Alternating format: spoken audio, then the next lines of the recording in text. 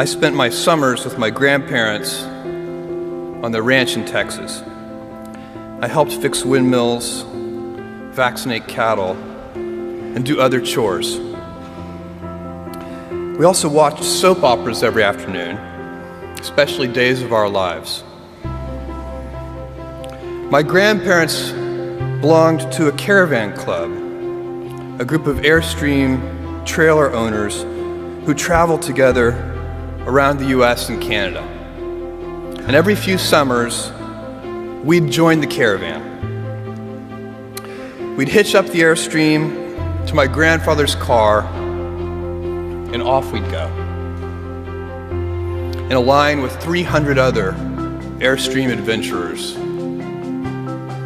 I loved and worshiped my grandparents, and I really looked forward to these trips. On one particular trip, I was about 10 years old. I was rolling around in the big bench seat in the back of the car. My grandfather was driving, and my grandmother had the passenger seat. She smoked throughout these trips, and I hated the smell.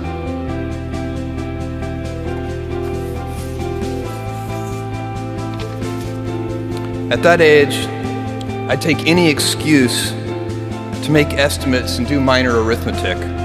I'd calculate our gas mileage, figure out useless statistics on things like grocery spending. I'd been hearing an ad campaign about smoking.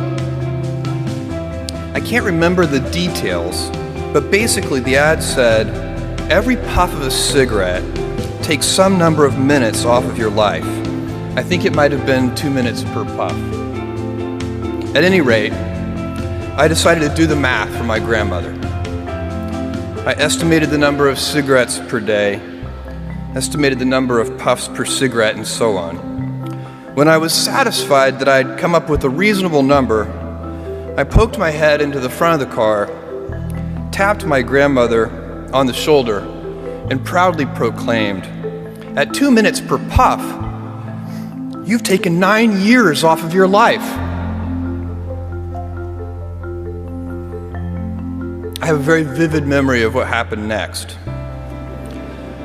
and it was not what I had expected. I expected to be applauded for my cleverness and my arithmetic skills. "Jeff, you're so smart. You had to have made some tricky estimates. Figure out the number of minutes in a year and do some division." That's not what happened. Instead, my grandmother burst into tears.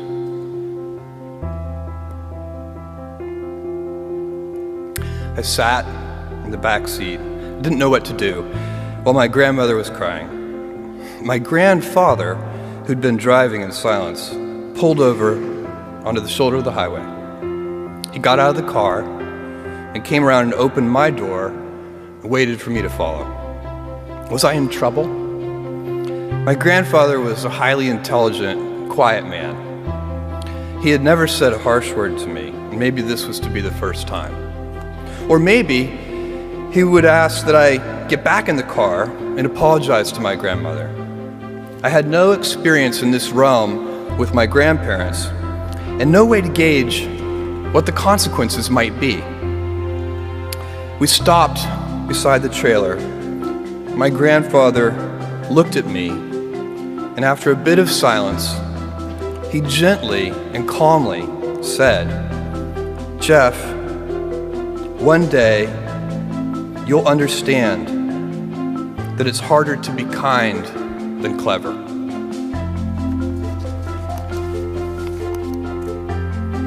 What I want to talk to you about today is the difference between gifts and choices.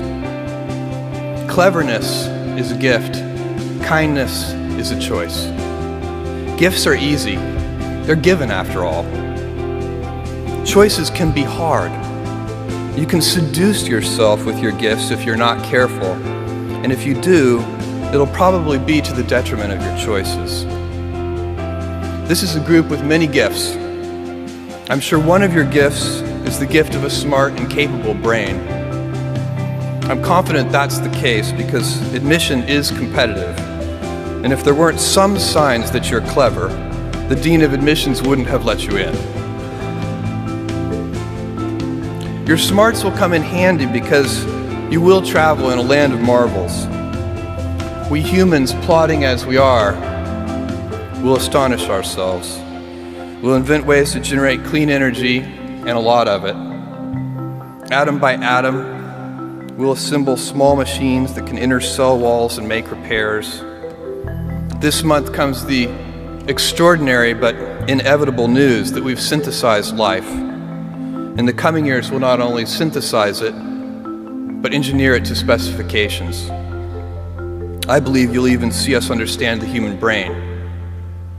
Jules Verne, Mark Twain, Galileo, Newton, all the curious from the ages would have wanted to be alive, most of all, right now.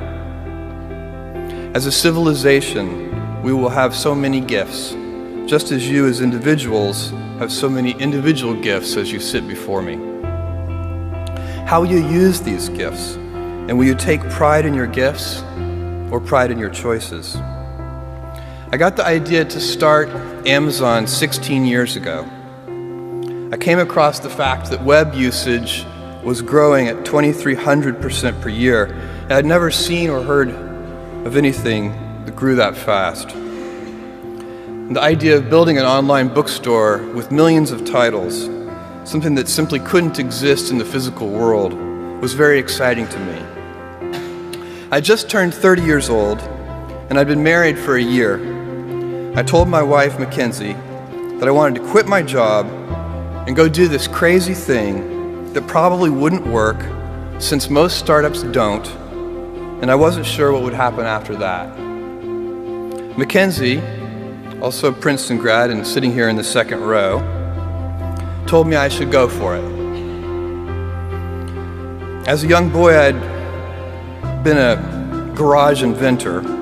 I'd invented an automatic gate closer out of cement-filled tires, a solar cooker that didn't work very well out of an umbrella and aluminum foil, baking pan alarms to entrap my siblings.